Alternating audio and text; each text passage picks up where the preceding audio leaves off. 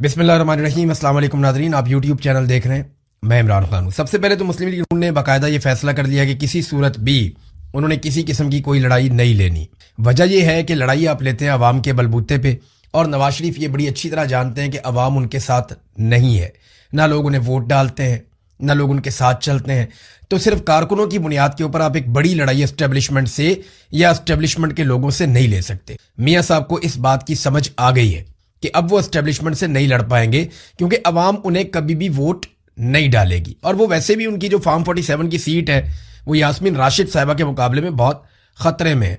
यानी नून लीग वालों के बारे में दावा जो था कि ये कभी ना कभी इनकलाबी बन जाएंगे या अपने बयानिए को निकाल कर उसको टाकी शाकी मारेंगे, कोशिश की, हल्के बुल्के बयानात भी दिए गए, लेकिन फिर वो भाग गए और पार्टी ने ये फैसला किया कि किसी किस्म का रिस्पॉन्ड नहीं करना, बल्कि अगर कोई तनकीद करता है या बदतमीजी करता है तो उसको इग्नोर करना है। वजह सिर्फ ये है कि इनके पास अवामी ताकत नहीं है, बिल्कुल नहीं है, थोड़ी सी भी नहीं है। अगर थोड़ी सी भी होती तो कुछ ना कुछ कर लेते। देखे ना, हमारे कुछ दोस्त हैं वो ये कह रहे थे कि मियाँ साहब ने मामलात अपने हाथ में लेने का फैसला कर लिया। तो मियाँ साहब मामलात अपने हाथ में कैसे ले सकते हैं? हाथ में तो उनके बुरश है। मियाँ साहब हाथ में, मैंने आपको पहले कहा था, मियाँ साहब अपने हाथ में बुरश ही पकड़ सकते हैं, पॉलिश पकड़ सकते हैं, जूता पकड़ सकते हैं, लेकिन मियाँ साहब मामलात अपने हाथ में ले लें, इनकलाब ले लें या खुलकर अपनी सियासत करें या वो एंटी एस्टेब्लिशमेंट हो जाएं, यह बहुत मुश्किल लगता है। मियाँ साहब एस्टेब्लिशमेंट के साथ ही चलेंगे। मियाँ साहब और जरदारी साहब में अब मुकाबला इस बात का नहीं है कि कौन कितना एंटी एस्टेब्लिशमेंट है, इन दोनों में मुकाबला इस बात का है कि कौन ज्यादा एस्टेब्लिशमेंट को सपोर्ट करता है, कौन ज्यादा एस्टेब्लिशमेंट को सर्व कर सकता है। और देखिए ना, मसला ये है कि मियाँ साहब जैसे ही कभी लड़ेंगे आसिम मुनीर साहब से और शहबाज शरीफ साहब लड़ेंगे आसिम मुनीर साहब से, तो आसिम मुनीर साहब ने और तो कुछ नहीं करना, उन्होंने इमरान खान साहब को अंदर रखने का जो बंदोबस्त किया हुआ है वो बंदोबस्त सिर्फ वो खत्म कर दें और अदालत के ऊपर दबाव डालना बंद कर दें, तो इमरान खान बाहर आके खुद ही इनको निमट लेगा। और आसिम मुनीर को इस बात का डर है कि इमरान खान मुझे भी नहीं छोड़ेगा, लिहाजा आसिम मुनीर साहब भी इनके साथ मिलकर चलने के लिए जो है वो मजबूर है, तो ये मिलकर ही चलते रहेंगे। नून लीग ने हल्की फुल्की बातचीत की है, मोहसिन नकवी को सुनाई है, राणा सनाउल्लाह ने भी बातचीत की कि मैं तो चाहता था जवाब दिया जाए, लेकिन मेरी पार्टी ने फैसला किया कि अब मोहसिन नकवी को किसी किस्म का जवाब नहीं दिया जाएगा। अच्छा, मोहसिन नकवी को तो जवाब देना दूर की बात है, DGISPR को भी इन्होंने जवाब नहीं दिया। चलो, मोहसिन नकवी तो आसिम मुनीर के अजीज है ना, बहुत करीबी है, लेकिन DGISPR तो एक सरकारी मुलाजिम है, बिल्कुल ही और निचले रैंक का। DGISPR ने जो कहा उसको भी इन्होंने जवाब नहीं दिया, बल्कि एक लफ्ज का भी जवाब नहीं दिया। तो सबसे पहले ये जो शुदनी छोड़ी थी ना कि मुक्तदरा या एस्टेब्लिशमेंट का कोई झगड़ा हो गया PMLN के साथ और वार्निंग शॉर्निंग हो रही है, ये सबसे पहले छोड़ी थी सुहेल वड़ाइच ने। उन्होंने इस बात का आगाज किया था, जिससे बहुत सारे लोगों के पेट में मरोड़ उठ गए थे। फिर अंसार अब्बासी साहब को दिन रात ये गम खाया जा रहा था कि मेरे कायद का कोई बेड़ा गर्की ना हो जाए दोबारा से, तो उन्होंने बहुत राब्ता किया, तो उन्हें बताया गया आराम से सो जाए, सुकून करें। अब सार आलम को भी कहा गया कि बिल्कुल नींद पूरी करो, कोई मसला नहीं, असी तुहानू बिल्कुल किसी किस्म का रगड़ा नहीं लान लगे, आराम करें आप। यही बात जो है वो अंसार अब्बासी साहब को भी बताया गया, और वो बेचारे सारा दिन सारी रात जो है वो नून लीग के कारकुनों को हौसला देते रहे, बेफिक्र रहे, मियाँ साहब बिल्कुल इनकलाबी होने नहीं जा रहे, आप फिक्र ना करें। हमाद अजहर ने बड़ा जबरदस्त ट्वीट किया था कि नून लीग में लड़ाई सिर्फ एक बात की है कि एस्टेब्लिशमेंट का जो पांव पकड़ना है वो दायां होना चाहिए या बायां होना चाहिए, बस यही इख्तलाफ है। पूरी की पूरी नून लीग इस बात पे मुत्तफिक है कि पांव पकड़ना है एस्टेब्लिशमेंट का, लड़ाई इस बात पे कि दायां वाला पकड़ना है या बायां वाला पकड़ना है, भाई इतनी सी बात है। हमाद अजहर ने इसको दरिया को कूजे में बंद किया था। बात हमाद अजहर की बड़ी वजनदार है। बिलावल ने एक बोंगी मारी है, और बिलावल का स्टेटमेंट बड़ा मजे का है। मैं स्टेटमेंट देखता हूँ, मेरे पास पढ़ा हुआ, तो मैं आपको निकाल के सुनाता हूँ। ये जरा बिलावल का स्टेटमेंट सुने, यानी बड़े मखसूस अंदाज में जैसे बिलावल बात करते हैं। उन्होंने क्या बात की, बहुत ही मजे का, ये जरा सुने आप। और मेरे मुस्लिम लीग नवाज के दोस्तों के लिए जो पैगाम है वो सिर्फ इतना कि आपको वो आवाज़ सुनाई दे रही है, ज़रा गौर से सुने। टिक टॉक, आपकी उल्टी गिनती शुरू हो चुकी है। अरे ये भी बड़ा लतीफ़ा है पाकिस्तान की सियासत में। पाकिस्तानियों ने पता नहीं क्या गुनाह किया था कि ये बच्चा इसको सियासत में लाया गया। ना इसकी कोई औकात है, ना कुछ और, ना कोई सियासी तरबियत है, कुछ भी नहीं है। सिर्फ इसका नाना जो है वो एक जर्नैल ने कत्ल कर दिया था, और इसकी वालदा जो है वो कत्ल हो गई। उसके बाद ये सियासत में आ गया और आगे चेयरमैन लग गया डायरेक्ट। और बहुत सारे लोग हैं, उन्होंने बड़ी कुर्बानियां दी। अब तो पाकिस्तान तहरीक इंसाफ में बेशुमार लोग हैं जिन्होंने बिलावल से बहुत बड़ी बड़ी कुर्बानियां दी हुई हैं। अब तो बहुत बड़े बड़े लोग, बड़ी बड़ी कुर्बानियां देने वाले लोग बाकी पॉलिटिकल पार्टीज में भी हैं। यानी ये ना 3 में ना 13 में, असल में शुरू से सोने का चम्मच मुंह में लेकर पैदा हुआ ना, तो इसको बेचारे को ये आदत ही नहीं है शिकस्त की। हर चीज़ इसको घर में प्लेट में रख के मिली है, लीडरशिप भी प्लेट में रख के मिली है। छोटा सा था, इसको उन्होंने कह दिया जी कि आपकी वालदा लिख कर गई है कोई लेटर, उसमें अब आप लीडर हैं हमारे। सब ने कहा ठीक है यही हमारा लीडर है, किसी ने बात ही नहीं की तो वो लीडर बन गया। तो इसको क्योंकि हर चीज़ सोने का चम्मच मिला हुआ है, प्लेट में रख के हर चीज़ मिलती है, तो जब इससे कोई चीज़ ना मिले ना तो इसका मुझे लगता है ज़हनी तवाज़ुन थोड़ा सा बिगड़ जाता है। अब वो बिगड़ा हुआ बच्चा जो है वो ये कह रहा है कि टिक टॉक। तो बिलावल साहब एक टिक टॉक मैं आपको सुनाता हूँ, गौर कीजिएगा। टिक टॉक, जूते पॉलिश करने का टाइम हो गया। टिक टॉक, अब आपका दोबारा जूते पॉलिश करने का टाइम हो गया। टिक टॉक, अब आपका फिर से जूते पॉलिश करने का टाइम हो गया। आप यही करेंगे और आप कुछ नहीं करेंगे, और आप इस हुकूमत को वहां तक सपोर्ट करेंगे जहां तक कि आपको मिलिट्री एस्टेब्लिशमेंट कहेगी। क्योंकि आपके जो वालिद हैं, जो आपसे बड़े इनकलाबी बने फिरते हैं, वो ये कह चुके हैं अपने मुंह से कि मैं एस्टेब्लिशमेंट के हाथ मजबूत करूंगा, हम सारे मिलकर एस्टेब्लिशमेंट के हाथ मजबूत करेंगे। तो आप जितने मर्जी टिक टॉक करें, हर टिक टॉक के बाद आपको जूता पॉलिश करना पड़ेगा। और नून लीग का आप साथ देंगे। अभी तक 5 बजट पास हुए, इन 5 बजट में बिलावल आपने वोट दिया। मुस्लिम लीग नून ने जितना जुल्म किया पाकिस्तानियों पे आपने वोट दिया। अभी तक 2 आईनी तरामीम हुई, इन दोनों आईनी तरामीम में आपने वोट दिया। अभी तक जितना जुल्म और बर्बरियत हुई उसमें आपने हिस्सा डाला। सिंध के अंदर आपने बिल्कुल कुचल के रख दिया सियासी मुखालिफिन को। आपकी बहन को इलेक्शन जिताने के लिए सारे उम्मीदवार उठा लिए गए और गायब कर दिए गए, किसी को डरा के बिठा लिया गया। तो आप बेनिफिशियरी हैं इस सिस्टम के।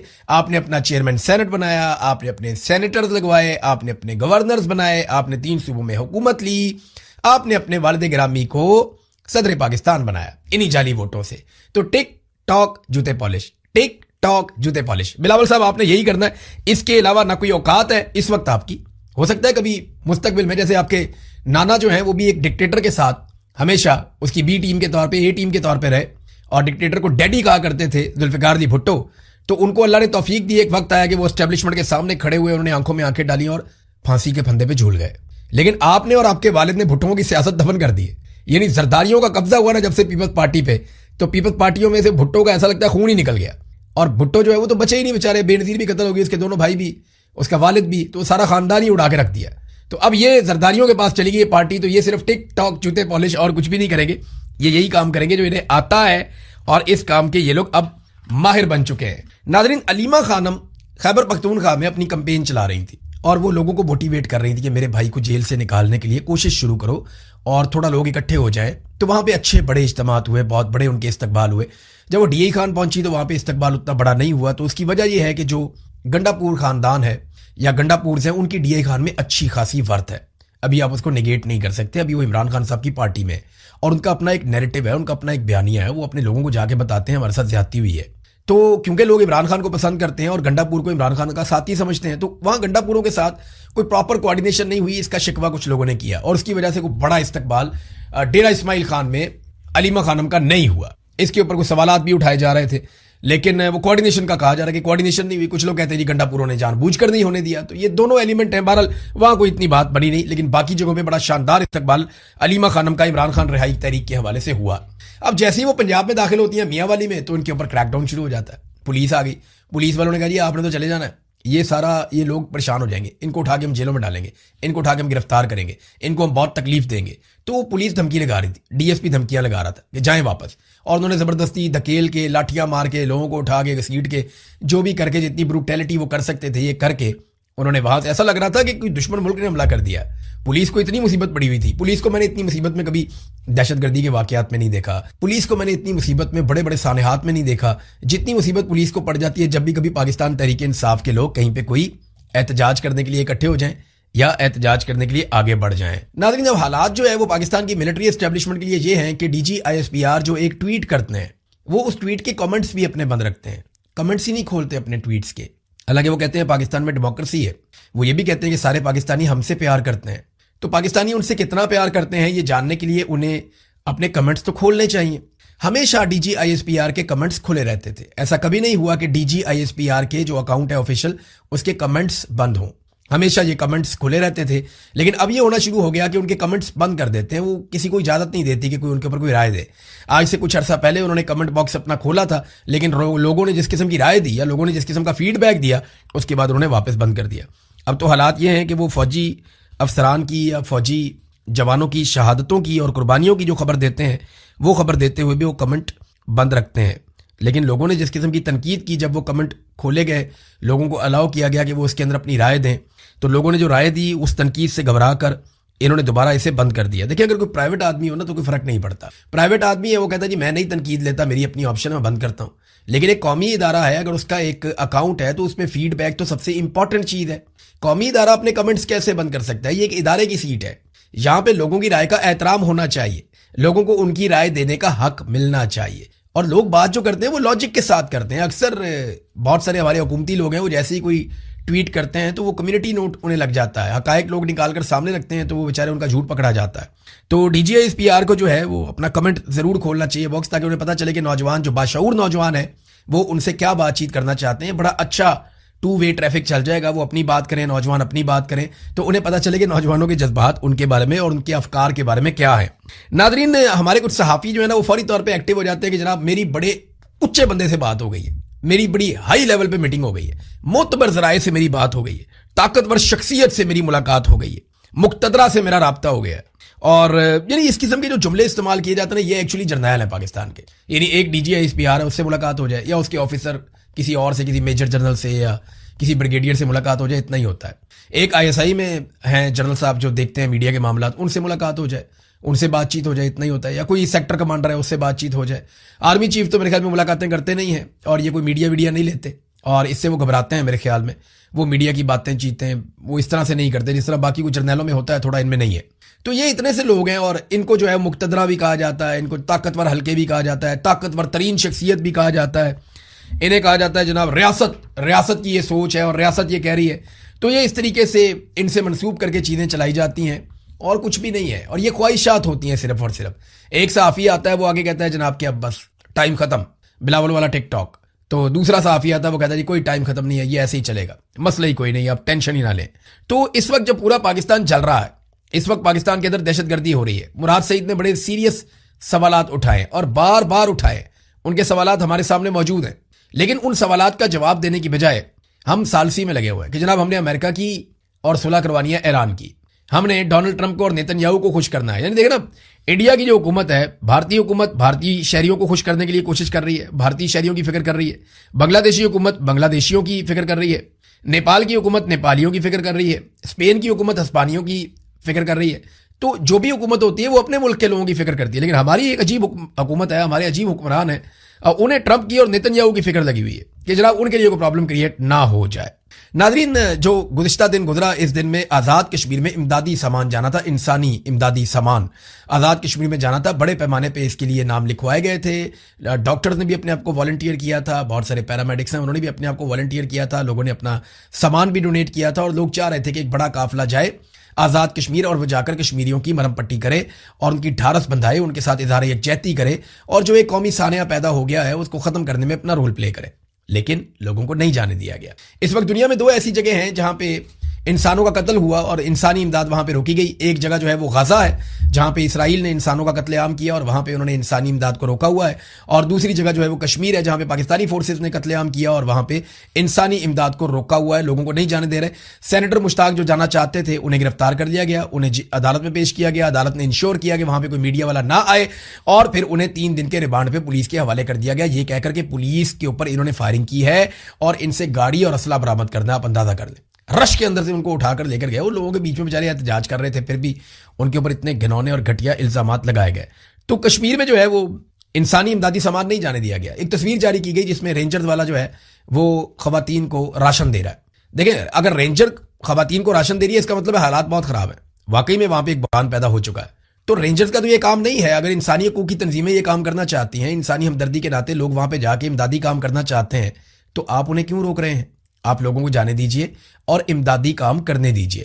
ابھی آزاد کشمیر میں جانے کے لیے ہمیں کوئی ویزا نہیں چاہیے, ہمیں کوئی رکاوٹ نہیں ہونی چاہیے. جو پاکستانی چاہے آزاد کشمیر کھانا لے کر جانا چاہے, ادویات لے کر جانا چاہے, مرہم پٹی کرنا چاہے, ان کا خیال رکھنا چاہے, تو وہ پاکستانی جو ہے اس کو جانے کی اجازت ہونی چاہیے.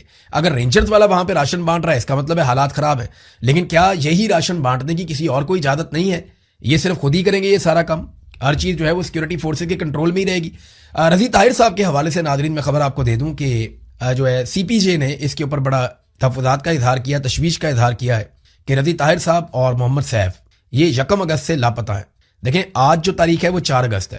पिछले 4 दिन से इनका पता ही नहीं चल रहा, 1, 2, 3, 4, आज चौथा दिन है कि ये गए कहाँ पे। इन्हें किसी पुलिस स्टेशन में नहीं बताया गया, इन्हें किसी अदालत में नहीं पेश किया गया। अब ये ISI के पास हैं, मिलिट्री इंटेलिजेंस के पास हैं, किसी एजेंसी के पास हैं, IB के पास हैं, इंटेलिजेंस ब्यूरो के पास हैं, या पुलिस ने इनको गायब किया, कोई नहीं जानता। लेकिन फिलहाल ये बिल्कुल कंफर्म इतला है, पता करवाएंगे हम ये कहाँ पे चले गए। लेकिन रज़ी ताहिर साहब को और उनके साथ मोहम्मद सैफ साहब को 1 अगस्त से अब तक लापता किया गया। ये 2 सहाफ़ी हैं और इन्होंने हर सहाफ़ी के साथ होने वाले जुल्म पर आवाज़ उठाई है। मेरी गुजारिश है इस्लामाबाद में तमाम सहाफ़ियों से कि वो रज़ी ताहिर के लिए और मोहम्मद सैफ के लिए आवाज़ उठाएं, अहमद फरहाद के लिए भी आवाज़ उठाएं, क्योंकि हर जुल्म के खिलाफ इन लोगों ने शदीद आवाज़ उठाई है, पूरी आवाज़ उठाई है, ताकत के साथ आवाज़ उठाई है। लिहाजा इनके लिए आवाज़ उठाना हम सब पर फ़र्ज़ है। नादरीन, एक चीज़ मैं आपके साथ और शेयर करता हूँ। ये एक इश्तिहार है, ये मैंने पढ़ा, मुझे लगा पहले आर्टिफिशियल इंटेलिजेंस है, लेकिन फिर मोहम्मद असलम जो हैं खैबर पख्तूनख्वा की जो सूबाई हुकूमत है वहाँ पे वो स्पोक्स पर्सन के तौर पे हैं, तो मुझे लगा कि बात सच है। वो इश्तिहार ये है कि वज़ीर आज़म का टॉपर तलबा को इलेक्ट्रिक रिक्शे और लोडर लेकर देने का ऐलान, यानी जिन तलबा ने टॉप कर दिया उनको इलेक्ट्रिक रिक्शे लेकर देंगे और लोडर लेकर देंगे। ये कौन सा विजन है भाई? ये किस किस्म का विजन है भाई? और जो टॉप करते हैं उनको स्कॉलरशिप देते हैं, उनको आला तालीम के लिए बाहर भेजते हैं। ये कैसे फ्रॉड लोग हैं? और जो फेल हो जाए उसको रिक्शा लेकर देते हैं, और जो फेल हो जाए, जो तालीम जारी ना रख सके, उसको लोडर लेके देते हैं कि जाओ जाके काम करो मार्केट में। इधर जो टॉप कर गया उसे कह रहे हैं FR रिक्शा। यार ये क्या है? कुत्तों को बनती है इसकी कि टॉपर तलबा को रिक्शे भी देने हैं, लोडर भी देने हैं, और जो फेल हो जाएं उन्हें फिर आप स्कॉलरशिप दे के बाहर भेज दें। मेरी समझ से बाहर है। आला तालीम के बेहतरीन मौके आपने उन तलबा को देने हैं और उनके ऊपर आपने इन्वेस्टमेंट करनी है, उनके ऊपर आपने खर्च करना है जो तलबा बेहतरीन पोजीशंस लेते हैं, और जो नहीं ले पाते, जो कमज़ोर रह जाते हैं तालीम में, बहुत सारी वजूहत होती हैं, गुर्बत की वजह से भी होता है, तवज्जो नहीं दे पाते। फिर हमारे यहाँ पे खुराक की किल्लत है, लोगों का ज़हनी नशोनुमा वैसी नहीं हुई जैसे दुनिया में बड़े मुल्कों में होती है। तो आप उन्हें सपोर्ट करने के लिए, जो लोग रह जाते हैं उन्हें सपोर्ट करने के लिए इस किस्म की स्कीमें लेकर आते हैं, और पकड़ के जो टॉप करेगा उसको हम रिक्शा देंगे। ये इनका टोटल विजन है, अगर ये चीज़ ठीक है तो। वैसे विजन इनके इसी तरह के ही होते हैं। अब तक के लिए इतने, अपना ख्याल रखिएगा, अपने इस चैनल का भी। अल्लाह हाफ़िज़।